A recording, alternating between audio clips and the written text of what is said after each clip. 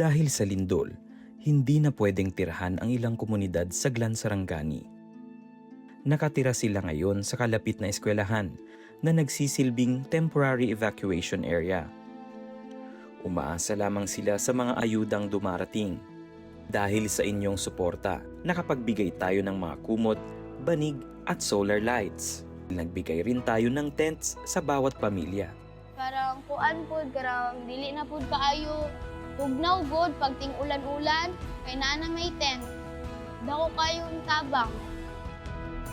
Your generosity brought food, comfort, and the powerful message that Jesus deeply cared for Natalia and her family.